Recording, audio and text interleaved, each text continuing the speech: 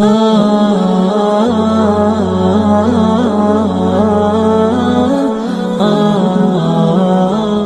ہمارے ان بھائیوں کی طرف سے جو رفع الیدین کرنے کے قائل نہیں ہیں، کچھ سوالات آتے ہیں، کچھ اعتراضات ان کی جانب سے اٹھتے ہیں۔ ان میں سے پہلی بات جو ان کی طرف سے آتی ہے وہ یہ کہ رفع الیدین نہیں کیا جائے گا رکوع جاتے ہوئے، رکوع سے سر اٹھاتے ہوئے اور تیسری رکعت کے لیے اٹھتے ہوئے، کیونکہ نبی علیہ الصلوۃ والسلام کی اس سنت کے ساتھ ہمیشہ کا لفظ ہے۔ لیکن یہ اعتراض اور یہ سوال بالکل بے بنیاد ہے کہ جس عمل کا سنت ہونا ثابت ہو جائے گا اس کے لیے ہمیشہ کا لفظ ساتھ آئے پھر بھی وہ سنت ہے، ہمیشہ کا لفظ ساتھ نہ آئے پھر بھی وہ سنت ہے۔ کہ رفع الیدین کرنے والی احادیث جو ہیں یہ منسوخ ہو چکی ہیں۔ اور چوتھا اصول جو کہ ہمارے ان بھائیوں کی طرف سے پیش کیا جاتا ہے، جب آپ ان چاروں کو دیکھیں گے تو آپ کو کوئی بھی ایسی دلیل نہیں ملے گی صحیح سند کے ساتھ کہ جس میں یہ آیا ہو کہ نبی علیہ الصلوۃ والسلام پہلے رفع الیدین کرتے تھے، بعد میں آپ نے چھوڑ دیا۔ اس حدیث میں واضح طور پر پتہ چل رہا ہے کہ حضرت عبداللہ بن عمر وہ صحابیاں جو نبی علیہ السلام کے آخری دنوں پہ بھی آپ کے پیچھے نماز پڑھتے رہے۔ حضرت مالک بن حویرث رضی اللہ تعالیٰ عنہ کے حوالے سے میں آپ کے سامنے بات رکھتا ہوں کہ یہ آخر عمر میں نبی علیہ الصلوۃ والسلام کے آخری عمر میں جا کر جو ہے وہ مسلمان ہوئے تھے۔ السلام علیکم ورحمۃ اللہ وبرکاتہ۔ نحمدہ ونصلی علی رسولہ الکریم، اما بعد۔ اعوذ باللہ السمیع العلیم من الشیطان الرجیم، من ہمزہ ونفخہ ونفثہ، بسم اللہ الرحمن الرحیم۔ پچھلے پروگرام میں ہم نے رسول اللہ صلی اللہ علیہ وسلم کی سنت رفع الیدین اس کے حوالے سے گفتگو کی۔ رفع الیدین کے متعلق نبی علیہ الصلوۃ والسلام کی بہت زیادہ احادیث ہیں، اہل علم نے ان کو جمع کیا ہے، 300 سے زائد ان کی تعداد بن جاتی ہے۔ نبی علیہ الصلوۃ والسلام شروع نماز میں رفع الیدین کرتے، رکوع جاتے رفع الیدین کرتے، اور رکوع سے سر اٹھاتے ہوئے رفع الیدین کرتے۔ اگر نماز 2 رکعت سے زائد ہوتی تو تیسری رکعت کے لیے بھی اٹھتے ہوئے رفع الیدین کرتے۔ یہ نبی علیہ الصلوۃ والسلام کی سنت ہے، اس کا ترک اور نسخ جو ہے نبی علیہ الصلوۃ والسلام سے قطعاً ثابت نہیں ہے۔ جب ہم یہ دلائل پیش کرتے ہیں جو گزشتہ پروگرام میں آپ کے سامنے رکھے گئے اور ان کے علاوہ بھی دیگر دلائل، تو ہمارے ان بھائیوں کی طرف سے جو رفع الیدین کرنے کے قائل نہیں ہیں، کچھ سوالات آتے ہیں، کچھ اعتراضات ان کی جانب سے اٹھتے ہیں۔ وہ کیا ہیں؟ ان میں سے پہلی بات جو ان کی طرف سے آتی ہے وہ یہ کہ رفع الیدین نہیں کیا جائے گا رکوع جاتے ہوئے، رکوع سے سر اٹھاتے ہوئے اور تیسری رکعت کے لیے اٹھتے ہوئے، کیونکہ نبی علیہ الصلوۃ والسلام کی اس سنت کے ساتھ ہمیشہ کا لفظ نہیں ہے۔ یہ اعتراض ان کی طرف سے آتا ہے، لیکن یہ اعتراض اور یہ سوال بالکل بے بنیاد ہے، بالکل غلط ہے، کیونکہ جس عمل کا سنت ہونا ثابت ہو جائے گا اس کے لیے ہمیشہ کا لفظ ساتھ آئے پھر بھی وہ سنت ہے، ہمیشہ کا لفظ ساتھ نہ آئے پھر بھی وہ سنت ہے۔ مسئلہ یہ ہے کہ ہمارے معاشرے میں بے شمار سنتیں ہیں جن کے اوپر عمل کیا جاتا ہے، اور وہ سنتیں ایسی ہیں کہ جو سب کے ہاں متفقہ ہیں، سارے مسلمان ان کے اوپر عمل کرتے ہیں، لیکن ان میں سے کسی سنت کے ساتھ بھی آپ کو ہمیشہ کا لفظ نہیں ملے گا، دائماً کا لفظ نہیں ملے گا، ابداً کا لفظ نہیں ملے گا، سرمداً کا لفظ نہیں ملے گا، حتیٰ لاقی اللہ کا لفظ نہیں ملے گا۔ کیا وجہ ہے؟ کہ وہ سنتیں جو سب کے ہاں مشترکہ طور پر پائی جاتی ہیں، سارے مسلمان ان پر عمل کرتے ہیں، ان کے لیے تو یہ لفظ موجود نہیں ہے، اس کے باوجود سارے مسلمان عمل کر رہے ہیں، تو رفع الیدین کی سنت کے اوپر یہ مطالبہ کیوں کیا جا رہا ہے؟ کیا یہ سنت نبوی سے پیچھا چھڑانے کا بہانہ تو نہیں ہے کہیں؟ سنت نبوی کو چھوڑنے کا انداز تو نہیں ہے یہ کہیں؟ اس پر غور کریں ذرا۔ مثالیں میں آپ کے سامنے رکھتا ہوں۔ پہلی رفع الیدین، نماز شروع کرتے وقت جو رفع الیدین کی جاتی ہے، ہم بھی کرتے ہیں، ہمارے دوسرے بھائی بھی رفع الیدین وہ کرتے ہیں، اور ہمیشہ کرتے ہیں سارے۔ لیکن آپ احادیث مبارکہ کو دیکھیں گے تو کسی حدیث کے اندر آپ کو اس سنت کے ساتھ ہمیشہ کا لفظ نہیں ملے گا۔ ابداً، دائماً، سرمداً، حتی لاقی اللہ، کوئی لفظ بھی آپ کو نہیں ملے گا۔ وہاں پر صرف اتنا ہی ملے گا کہ نبی علیہ الصلوۃ والسلام نماز شروع کرتے ہوئے رفع الیدین کرتے تھے۔ تو جب وہ جملہ جو پہلی رفع الیدین کے حوالے سے ہے،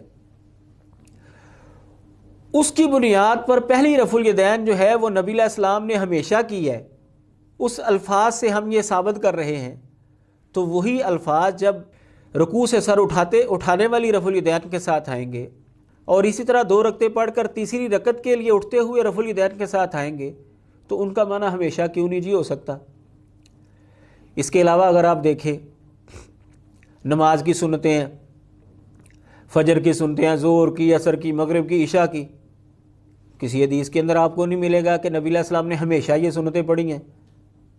نماز کے اندر کئی سنتیں ہیں، چلو رفع الیدین کی سنت تو انہوں نے اختلافی بنا دی ہے، اس کے علاوہ اور کئی سنتیں ہیں، جمعے کی کئی سنتیں ہیں، وضو کی کئی سنتیں ہیں، غسل کی کئی سنتیں ہیں۔ تو ایک لمبی فہرست ہے اس حوالے سے، اگر آپ ان سنتوں کو شمار کرنا چاہیں تو آپ تھک جائیں گے، لیکن آپ کو کسی بھی سنت کے حوالے سے یہ الفاظ ہمیشہ والا نہیں ملے گا۔ تو جیسے یہ سنتیں صرف نبی علیہ الصلوۃ والسلام سے ثابت ہونے کی وجہ سے عمل کے قابل ہیں، اسی طرح رفع الیدین والی سنت بھی نبی علیہ الصلوۃ والسلام سے ثابت ہونے کے بعد قابل عمل ہے، اس پر عمل کیا جائے گا۔ اور چونکہ نبی علیہ الصلوۃ والسلام سے اس کا ترک بھی ثابت نہیں ہے، نبی علیہ الصلوۃ والسلام سے اس کا نسخ بھی ثابت نہیں ہے، اس لیے جب بھی نماز پڑھی جائے گی اور ان مقامات پر ہم پہنچیں گے تو ہم رفع الیدین کریں گے۔ دوسرا اعتراض ان کی طرف سے یہ آتا ہے کہ رفع الیدین کرنے والی احادیث جو ہیں یہ منسوخ ہو چکی ہیں۔ نبی علیہ الصلوۃ والسلام پہلے رفع الیدین کرتے تھے، لیکن بعد میں آپ نے اس کو ختم کر دیا تھا۔ اس سوال کی تہ میں جب آپ جاتے ہیں تو آپ کو بڑی حیرانگی ہوگی کہ شرعی اعتبار سے احکامات میں نسخ تو ہو سکتا ہے، لیکن اس نسخ کے کچھ اصول اور ضابطے ہیں۔ یہ نہیں کہ کوئی بھی بندہ بعد میں آ کر دعویٰ کر دے کہ جی فلاں عمل منسوخ ہو گیا، فلاں عمل منسوخ ہو گیا، ایسا نہیں ہوتا۔ کوئی بھی عمل جو شریعت کے اندر پہلے موجود تھا اور بعد میں اس کو منسوخ کیا گیا ہے، اس کی صراحت موجود ہوتی ہے۔ یا تو نبی علیہ الصلوۃ والسلام بذات خود اس کی تصریح کرتے ہیں، یا کوئی صحابی بتا دیتا ہے کہ نبی علیہ الصلوۃ والسلام نے پہلے یہ عمل کیا تھا، بعد میں اس کو چھوڑ دیا تھا، یا تاریخ کے ذریعے پتہ چل جاتا ہے کہ پہلے زمانے میں نبی علیہ الصلوۃ والسلام نے یہ عمل کیا تھا اور آخر زمانے میں جا کر آپ نے یہ عمل کیا تھا۔ اور جو احباب منسوخیت کا دعویٰ کرتے ہیں، ان کے ہاں تو نسخ کی ایک اور بھی شرط موجود ہے، وہ یہ کہ نسخ کرنے والی دلیل جو ہے وہ منسوخ کے مقابلے میں زیادہ قوی ہونی چاہیے۔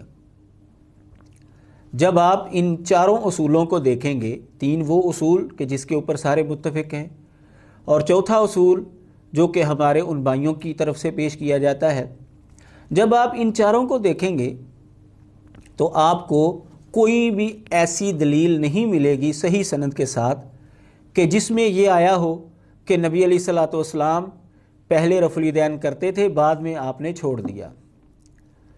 نبی علیہ الصلوۃ والسلام کی صراحت موجود ہوتی ہے نسخ کے لیے، اس کی دلیل صحیح مسلم کے اندر موجود ہے، وہ میں آپ کے سامنے رکھتا ہوں۔ صحیح مسلم کی یہ حدیث نبی علیہ الصلوۃ والسلام نے فرمایا ہے کنت نہیتکم عن زیارت القبور فزوروها، میں تمہیں پہلے قبروں کو دیکھنے سے منع کیا کرتا تھا، قبروں کی زیارت سے منع کیا کرتا تھا، لیکن فزوروها اب میں تم کو اجازت دیتا ہوں تم زیارت کر لیا کرو۔ وَنَهَيْتُكُمْ عَنْ لُحُومِ الْأَضَاحِي فَوْقَ ثَلَاثٍ فَأَمْسِكُوا مَا بَدَا لَكُمْ، اور میں تم کو قربانی کا گوشت 3 دن سے زیادہ رکھنے سے منع کیا کرتا تھا، اب میں تم کو اجازت دیتا ہوں جتنے دن مرضی کے لیے تم رکھ لو قربانی کا گوشت۔ اور میں تم کو روکتا تھا کہ تم نے نبیذ جو ہے وہ مخصوص برتنوں کے اندر نہیں پینی جو نبی علیہ الصلوۃ والسلام نے منع کیے تھے، لیکن بعد میں آپ نے اجازت دے دی، آپ نے فرمایا کہ ٹھیک ہے فَاشْرَبُوا فِي الْأَسْقِيَةِ كُلِّهَا، تمام برتنوں کے اندر تم نبیذ جو ہے وہ بنا کر پی سکتے ہو۔ یہ حدیث صحیح مسلم کی 977 نمبر ہے۔ اس حدیث کے اندر نسخ کا طرز عمل جو ہے وہ ہمیں معلوم ہو رہا ہے کہ نبی علیہ الصلوۃ والسلام نے پہلے ایک عمل کیا، ایک بات فرمائی، بعد میں صحابہ کو بتا دیا کہ پہلے میں تم کو یہ کہتا تھا، اب میں تمہیں یہ کہہ رہا ہوں۔ تو نبی علیہ الصلوۃ والسلام نے کسی جگہ پر یہ فرمایا ہو کہ پہلے میں رفع الیدین کیا کرتا تھا، اب بعد میں جو ہے وہ تمہیں میں اس سے روک رہا ہوں، ایسی کوئی دلیل آپ کو نہیں ملے گی۔ یا صحابی وضاحت کر دیتا ہے کہ نبی علیہ الصلوۃ والسلام پہلے یہ عمل کرتے تھے، بعد میں آپ نے یہ ترک کر دیا تھا، بعد میں آپ نے ہمیں یہ حکم دے دیا تھا۔ مثال کے طور پر صحیح بخاری کی حدیث میں آپ کے سامنے رکھتا ہوں 790 نمبر۔ اس حدیث میں حضرت مصعب بن سعد رحمہ اللہ، جو کہ حضرت سعد رضی اللہ تعالیٰ عنہ کے صاحبزادے ہیں، وہ فرماتے ہیں کہ میں نے اپنے والد کے پہلو میں کھڑے ہو کر نماز پڑھی اور میں نے اپنے ایک ہاتھ کی انگلیوں کو دوسرے ہاتھ کی انگلیوں میں شامل کیا، داخل کیا اور تطبیق کی میں نے، یعنی ان کو دونوں رانوں کے اندر جو ہے رکوع کی حالت میں نے یہ دونوں ہاتھ رکھ لیا۔ فرماتے ہیں صلیت الی جنب ابی فطبقت بین کفی ثم وضعتهما بین فخذی فنہانی ابی، تو میرے والد نے مجھے منع کر دیا اور فرمایا میرے والد نے، حضرت سعد رضی اللہ تعالیٰ عنہ صحابی ہیں، فرماتے ہیں کننا نفعلہ فنہینا عنہ وامرنا ان نضع ایدینا علی الرکب، ہم پہلے ایسا کیا کرتے تھے لیکن پھر ہمیں روک دیا گیا اور ہمیں یہ حکم دیا گیا کہ ہم رکوع کی حالت میں اپنے ہاتھوں کو گھٹنوں کے اوپر جو ہے وہ رکھیں۔ اب دیکھ لیجئے ساری امت جو ہے نبی علیہ الصلوۃ والسلام کے بعد والے حکم کے اوپر جو ہے وہ عمل کر رہی ہے۔ پہلے تطبیق دی جاتی تھی رکوع کی حالت میں، لیکن بعد میں اس کو روک دیا گیا اور گھٹنوں کے اوپر ہاتھ رکھنے کا حکم دے دیا گیا۔ صحابی نے وضاحت کر دی۔ تو کسی بھی صحیح حدیث کے اندر آپ کو یہ نہیں ملے گا کہ کسی صحابی نے یہ کہا ہو کہ جی پہلے رفع الیدین موجود تھی لیکن بعد میں جو ہے اس کو ختم کر دیا گیا، کسی بھی صحیح حدیث کے اندر آپ کو نہیں ملے گا۔ تاریخ کے حوالے سے جب آپ دیکھیں گے تو آپ کو ایسے دلائل ملیں گے جن سے ثابت ہوتا ہے کہ نبی علیہ الصلوۃ والسلام بالکل آخر عمر تک جو ہے وہ رفع الیدین کرتے رہے ہیں۔ مثال کے طور پر پچھلے پروگرام میں میں نے آپ کے سامنے حضرت عبداللہ بن عمر رضی اللہ تعالیٰ عنہ کی حدیثیں جو ہیں وہ رکھیں، حضرت مالک بن حویرث رضی اللہ تعالیٰ عنہ کی حدیث رکھی، حضرت وائل بن حجر رضی اللہ تعالیٰ عنہ کی حدیث رکھی، حضرت ابوبکر صدیق رضی اللہ تعالیٰ عنہ والی حدیث رکھی، حضرت ابو حمید الساعدی رضی اللہ تعالیٰ عنہ والی حدیث آپ کے سامنے پیش کی۔ تو یہ کون ہیں؟ یہ وہ صحابہ ہیں جو نبی علیہ الصلوۃ والسلام کی زندگی کے آخر کے اندر بھی آپ کے ساتھ موجود تھے۔ حضرت عبداللہ بن عمر رضی اللہ تعالیٰ عنہ، صحیح بخاری کے اندر حدیث موجود ہے کہ وہ فرما رہے ہیں کہ نبی علیہ الصلوۃ والسلام نے اپنی زندگی کے آخر میں ہمیں نماز پڑھائی۔ حدیث نمبر 116 ہے۔ اس حدیث میں واضح طور پر پتہ چل رہا ہے کہ حضرت عبداللہ بن عمر وہ صحابیاں جو نبی علیہ السلام کے آخری دنوں پہ بھی آپ کے پیچھے نماز پڑھتے رہے ہیں۔ اگر یہ منسوخ ہو چکا ہوتا تو وہ کیسے بعد میں بتاتے کہ رفع الیدین کرنی ہے؟ حضرت مالک بن حویرث رضی اللہ تعالیٰ عنہ کے حوالے سے میں آپ کے سامنے بات رکھتا ہوں کہ یہ آخر عمر میں نبی علیہ الصلوۃ والسلام کے آخری عمر میں جا کر جو ہے وہ مسلمان ہوئے تھے۔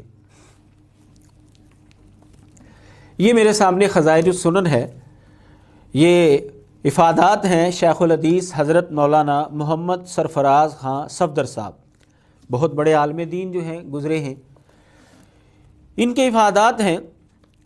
اس کا صفحہ نمبر جو مسلسل ہے 364، اس میں یہ وضاحت کے ساتھ انہوں نے بیان کیا ہے کہ حضرت مالک بن حویرث رضی اللہ تعالیٰ عنہ نوعمر صحابی تھے، اور یہ 20 دن نبی علیہ الصلوۃ والسلام کی خدمت میں رہے تھے۔ اور یہ کب مسلمان ہوئے؟ فرماتے ہیں اور یہ غزوہ تبوک کے موقع پر یہ آئے تھے، اور غزوہ تبوک سن 9 ہجری میں ہوا تھا۔ اس وقت حضرت صلی اللہ علیہ وسلم کی عمر مبارک تقریباً 62 سال تھی، اور بڑھاپے اور کمزوری کا زمانہ تھا۔ یہ نبی علیہ الصلوۃ والسلام کی خدمت میں جب آئے تھے تو غزوہ تبوک کا زمانہ تھا، اور غزوہ تبوک جو ہے وہ تو سارے مسلمان مانتے ہیں کہ سن 9 ہجری میں ہوا، یعنی سن 9 ہجری میں یہ مسلمان ہوئے۔ یہ وہ عالم دین ہیں جو رفع الیدین کرنے کے قائل اور فاعل نہیں ہیں، ان کا حوالہ ہے۔ اس سے پتہ چلتا ہے کہ حضرت مالک بن حویرث رضی اللہ تعالیٰ عنہ جنہوں نے نبی علیہ الصلوۃ والسلام کو رفع الیدین کرتے ہوئے دیکھا ہے، وہ سن 9 ہجری میں اسلام قبول کر رہے ہیں۔ ان کے علاوہ حضرت وائل بن حجر رضی اللہ تعالیٰ عنہ کے حوالے سے بات کی تھی، عمدۃ القاری کے حوالے سے، جو کہ علامہ بدر الدین عینی حنفی رحمہ اللہ کی کتاب ہے۔ انہوں نے واضح طور پر لکھا ہے کہ حضرت وائل بن حجر رضی اللہ تعالیٰ عنہ سن 9 ہجری میں اسلام قبول کر رہے ہیں، اور انہوں نے بھی نبی علیہ الصلوۃ والسلام کو رفع الیدین کرتے ہوئے دیکھا ہے۔ یہی وجہ ہے کہ بہت بڑے حنفی عالم دین علامہ سندھی حنفی رحمہ اللہ، انہوں نے سنن نسائی کا حاشیہ لکھا۔ اس حاشیے کے اوپر انہوں نے بالکل جو ہے وہ صراحت کے ساتھ اس مسئلے کو حل کر دیا۔ کیا لکھا ہے وہ میں آپ کو پڑھ کر سناتا ہوں۔ یہ سنن نسائی ہے میرے سامنے، مکتبہ رحمانیہ کی شائع شدہ درسی نسخہ، اس کا صفحہ نمبر جو ہے 140 ہے۔ اس کے حاشیے پر لکھتے ہیں ثم مالک بن الحویرث و وائل بن حجر ممن سلم عن النبی صلی اللہ علیہ وسلم آخر امورہ فروایتهم الرفع عند الرکوع والرفع منہ دلیل علی بقائہ وبطلان دعوی نسخہ۔ لکھتے ہیں کہ حضرت مالک بن حویرث رضی اللہ تعالیٰ عنہ اور حضرت وائل بن حجر رضی اللہ تعالیٰ عنہ، یہ وہ دو صحابی ہیں جنہوں نے نبی علیہ الصلوۃ والسلام کے ساتھ نماز پڑھی تھی نبی علیہ الصلوۃ والسلام کی عمر مبارک کے آخر میں۔ لہٰذا یہ دونوں صحابی رکوع جاتے ہوئے رفع الیدین کی جو حدیث بیان کر رہے ہیں، اور رکوع سے اٹھتے ہوئے جو رفع الیدین کی حدیث بیان کر رہے ہیں، دلیل علی بقائہ، یہ دلیل ہے کہ رفع الیدین باقی رہا ہے، وبطلان دعوی نسخہ، اور نسخ کا جو دعویٰ ہے اس کے بطلان کی دلیل ہے۔ اب دیکھیں، اتنے بڑے عالم دین جو محقق بھی ہیں، محشی بھی ہیں، وہ خود اس بات کا اقرار کر رہے ہیں کہ ان دونوں صحابہ نے چونکہ نبی علیہ الصلوۃ والسلام کی زندگی کے آخر میں نمازیں پڑھی تھی، اس لیے یہ رفع الیدین کرنے والا مسئلہ جو ہے وہ باقی رہا ہے، اور جو کہتے ہیں جی منسوخ ہو چکا ہے، ان کا یہ دعویٰ باطل کر رہی ہیں یہ دونوں حدیثیں۔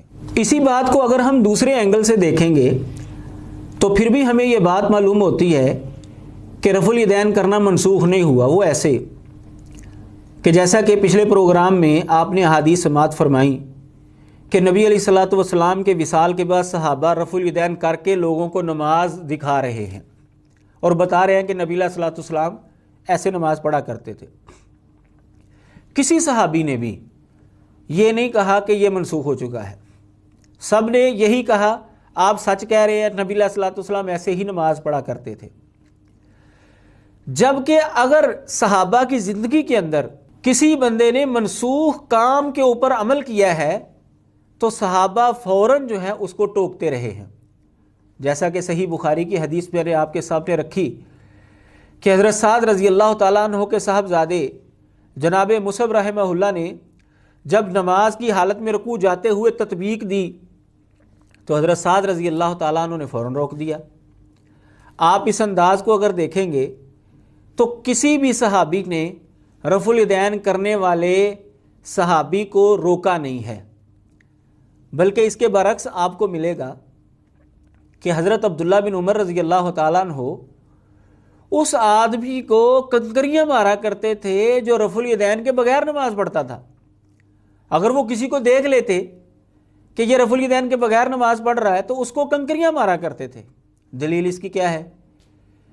امام بخاری رحمہ اللہ نے رفع الیدین کے حوالے سے باقاعدہ ایک رسالہ لکھا ہے، جز رفع الیدین۔ اس کتاب کے اندر انہوں نے یہ روایت نقل کی اور اس کی سند بھی صحیح ہے۔ عن نافع ان ابن عمر کان اذا رأى رجلا لا يرفع يديه اذا ركع واذا رفع رماه بالحصى، کہ حضرت عبداللہ بن عمر رضی اللہ تعالیٰ عنہ جب کسی آدمی کو دیکھتے کہ وہ رکوع جاتے ہوئے رکوع سے سر اٹھاتے ہوئے رفع الیدین نہیں کر رہا، رماه بالحصى، تو اس کو کنکریاں مارتے تھے۔ سند بھی اس حدیث کی صحیح ہے۔ حضرت عبداللہ بن عمر رضی اللہ تعالیٰ عنہ اگر یہ عمل منسوخ سمجھتے تو کیوں اس کو کنکریاں مارتے؟ اس کو کنکریاں اس لیے مار رہے تھے کہ وہ سنت کے خلاف عمل کر رہا ہے، وہ رفع الیدین نہیں کر رہا۔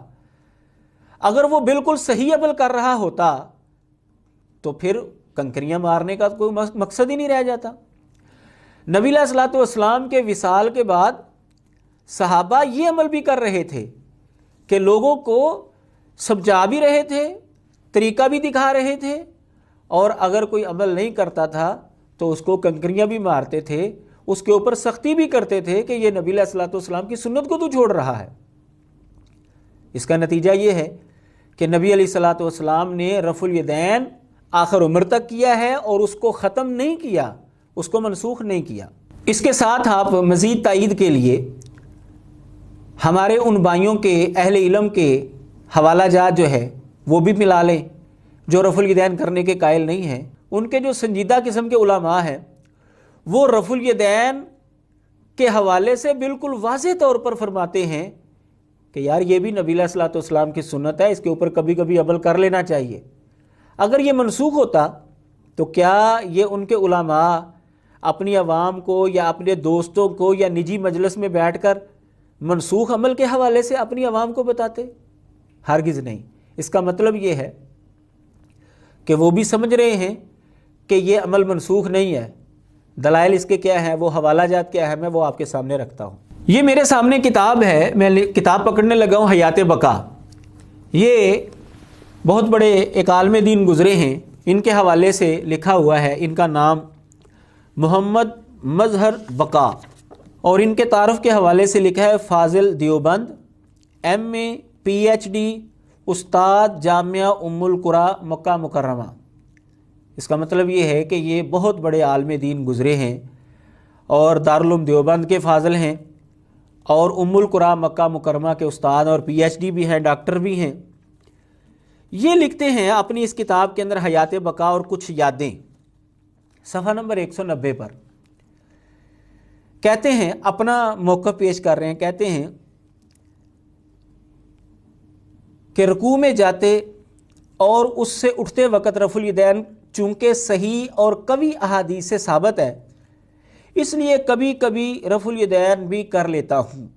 خود اپنے حوالے سے بتاتے ہیں کہ میں کبھی کبھی رفع الیدین بھی کر لیتا ہوں کیونکہ یہ صحیح حدیث سے ثابت ہے۔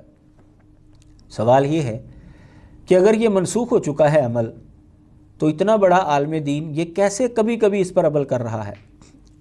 بتائیں، جو بھی عمل منسوخ ہو چکا ہے امت میں سے کون بندہ ہے جو کبھی کبھی اس پر عمل کر رہا ہو؟ مثال کے طور پر جو صحیح بخاری کی حدیث آپ کے سامنے رکھی گئی کہ رکوع کی حالت میں تطبیق دینا جو ہے وہ پہلے موجود تھا، بتائیں امت میں سے کون کبھی کبھی اس پر عمل کرتا ہے؟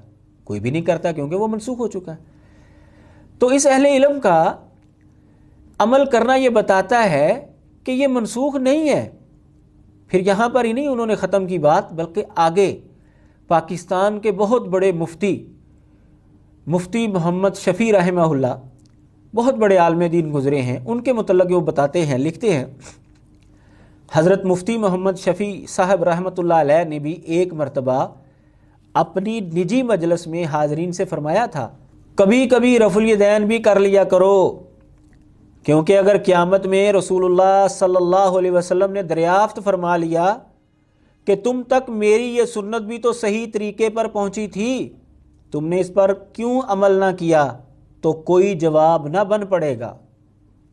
آپ اندازہ کریں کس قدر واضح طور پر مفتی محمد شفیع رحمہ اللہ، جو کہ پاکستان کے مفتی اعظم بھی رہ چکے ہیں اور دور حاضر کے جو سب سے بڑے عالم دین سمجھے جاتے ہیں مفتی تقی عثمانی حفظہ اللہ، ان کے یہ والد محترم ہیں، تو وہ بھی اپنی نجی مجلس کے اندر اس کا اقرار کر رہے ہیں کہ کبھی کبھی رفع الیدین والی سنت پر عمل کر لینا چاہیے۔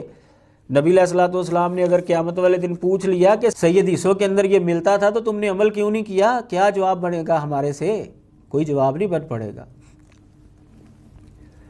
ڈاکٹر اسرار رحمہ اللہ کی ویڈیو تو آپ نے دیکھی ہی ہوگی، وہ باقاعدہ ایک نماز جو ہے انہوں نے رفع الیدین کر کے جو ہے وہ پڑھائی ہے۔ اس کا مطلب یہ ہے کہ سنجیدہ طبقہ جو ہے وہ یہ سمجھ رہا ہے کہ یہ منسوخ نہیں ہے، اس پر عمل ہونا چاہیے۔ وہ کبھی کبھی عمل کر رہے ہیں، ہم کہتے ہیں یہ کبھی کبھی والا عمل نہیں ہے، بلکہ نبی علیہ الصلوۃ والسلام سے ہمیشہ کے لیے یہ ثابت ہے۔ آپ نے کوئی بھی ایک نماز ایسی نہیں پڑھائی یا پڑھی جس کے اندر آپ نے رفع الیدین نہ کیا ہو، آپ رفع الیدین کے ساتھ ہی نماز پڑھا کرتے تھے۔ ایک اور حوالہ میں آپ کے سامنے رکھتا ہوں، یہ کتاب ہے غیر مقلدین کیا ہیں۔ یہ حضرت مولانا سید اسعد مدنی رحمہ اللہ کے حکم سے لکھی گئی کتاب، اور اس کے مرتب ہیں مولانا محمد طیب اسعدی۔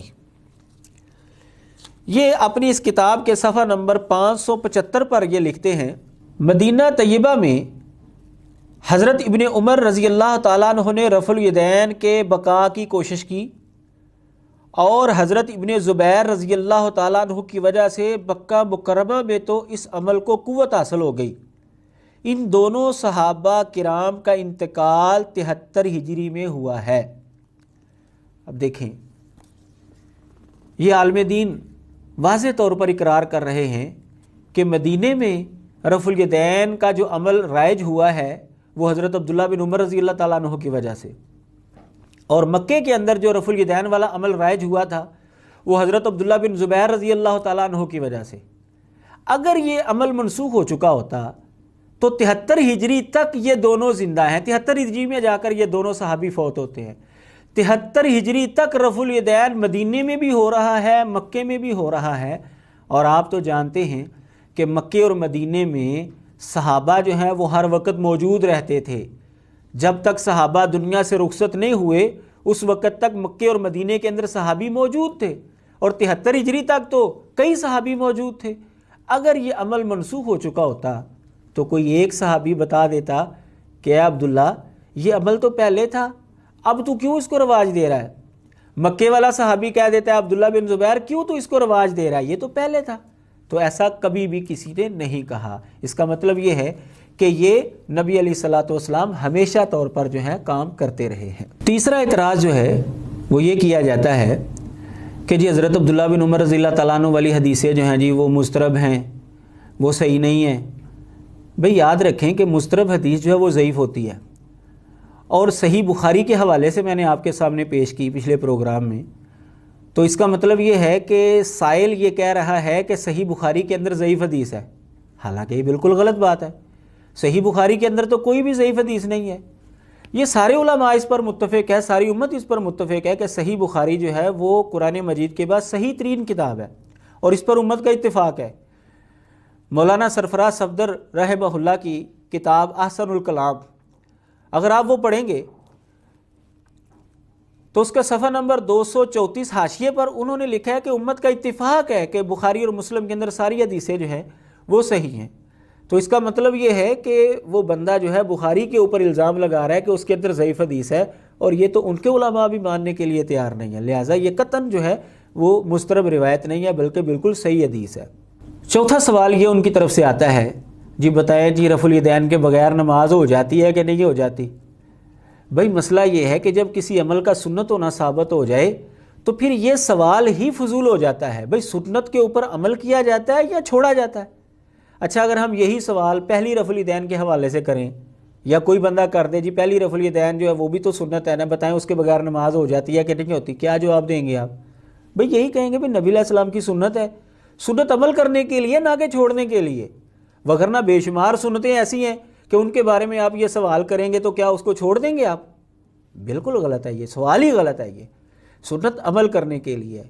باقی جواب اس کا یہ ہے کہ جو آدمی رفع الیدین کے بغیر نماز پڑھتا ہے اس کی نماز سنت نبوی کے مطابق نہیں ہوتی، نبی علیہ الصلوۃ والسلام کے طریقے کے مطابق نہیں ہوتی، اور حضرت عبداللہ بن عمر رضی اللہ تعالیٰ عنہ کے زمانے میں اگر ایسے لوگ ہوں گے یا آج اگر وہ ہوتے تو وہ ایسے لوگوں کو کنکریاں مارتے، ان کو سزا دیتے کہ تو نبی علیہ الصلوۃ والسلام کی سنت پر عمل کیوں نہیں کر رہا۔ پانچواں سوال یہ آتا ہے جی آپ رفع الیدین کی حدیثیں بیان کرتے ہیں تو کئی حدیثوں کے اندر تو سجدوں کی رفع الیدین کا ذکر بھی موجود ہے، آپ پھر اس کے اوپر عمل کیوں نہیں کرتے؟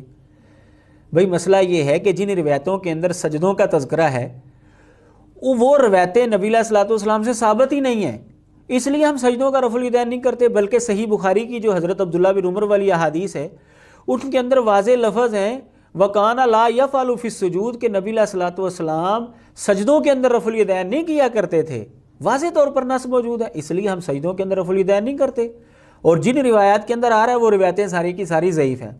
تو یہاں پر ایک ہمارا بھی سوال ہے کہ اگر یہ حدیثیں صحیح ہے تو آپ کا عمل کیوں نہیں، اور اگر یہ روایتیں ضعیف ہیں تو پھر ہم سے یہ سوال کیوں کیا جا رہا ہے؟ وآخر دعوانا ان الحمد للہ رب العالمین۔